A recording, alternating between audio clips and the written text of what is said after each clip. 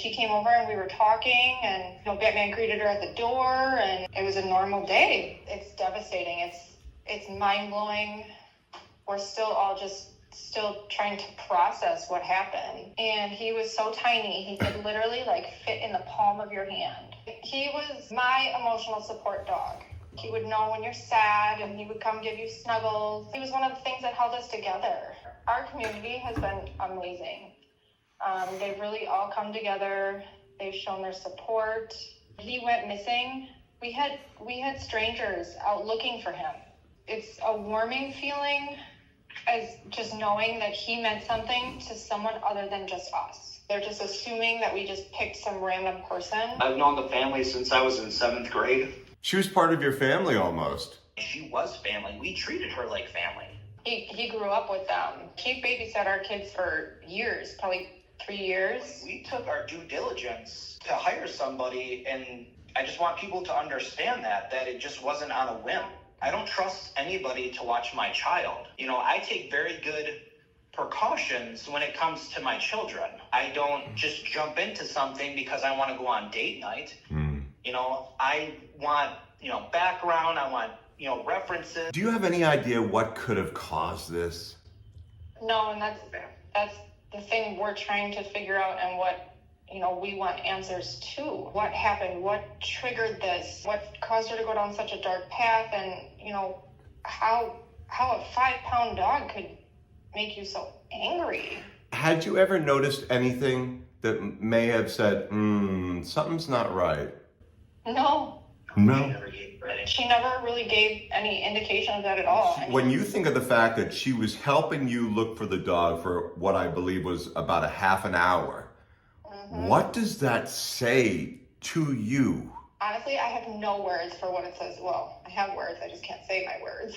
It's really bothersome, and that's one of the things that sinks into the pit of my stomach. Yeah, and it just keeps breaking me. It's not more for mine and my wife's safety. It's more for our children, just because obviously, they have friends that are tied to the community, and that we don't want them getting harassed when they go to school or they go to daycare. We just don't want any more complications. They're talking about a mental break. Do you think that's a possibility?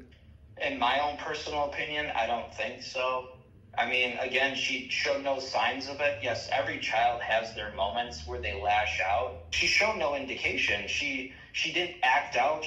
Wasn't aggressive when she would come to our house. And this is going back 3 years. How is your 11-year-old and 4-year-old doing right now?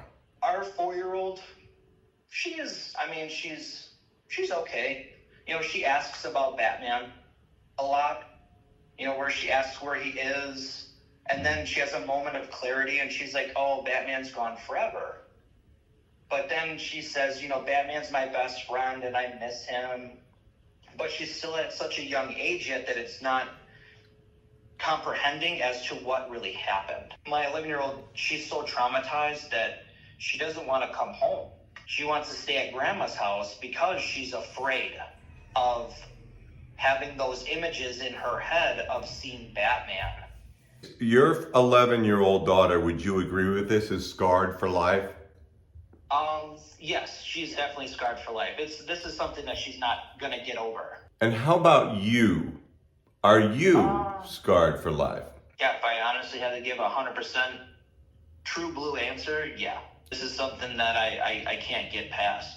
I fall asleep, but it's not a sound sleep, because all I see when I close my eyes is him laying there with a plastic bag around his head.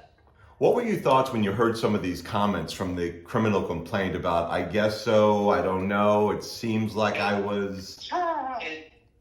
It pissed me off. It made me more angry. The fact that you don't know what you did, that you might have done this in front of my daughter, that it sounds like something that you did. Obviously, you knew what you were doing, because you just didn't stab him. You also placed a plastic bag on his head. That took time and effort and thought to put into. And hit him. And then you buried him underneath blankets, animals, and pillows. Do you think that was intentional?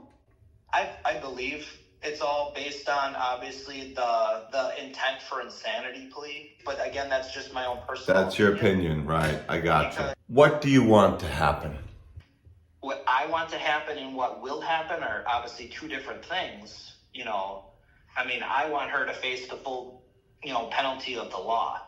Some cases people will say, well, for animal cruelty is only 3 years. And if that's what they give her is the max penalty for that 3 years, then I have to accept that. Mm-hmm. But for me, I want her to go away for life, because obviously he was a pet, but in my mind, he was like a child. A family member? Our family member, and you take my family member away, I want you to go away for the rest of your life. Mm. We want people to hear this story, and I want them to look at their pets and think to themselves, I would do the exact same thing that these people are doing for you. Mm-hmm. Like, you're my baby, and I would seek justice, or I would want justice to be sought after for you if something ever happened. Mm-hmm. I want people's eyes to open up and take this seriously. It's just because, and I hate how the law looks at animals as property. It sucks because it's not just property. Do you think that this could be putting you on a path, like for many others who have done this, of pushing lawmakers to make laws more strict when it comes to animals?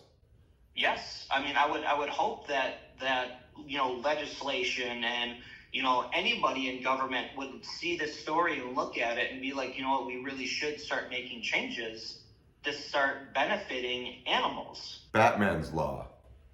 Right. That'd be awesome. I mean, the way I look at it is he was a living, breathing being. Right. And you took that. He had so much life left to live.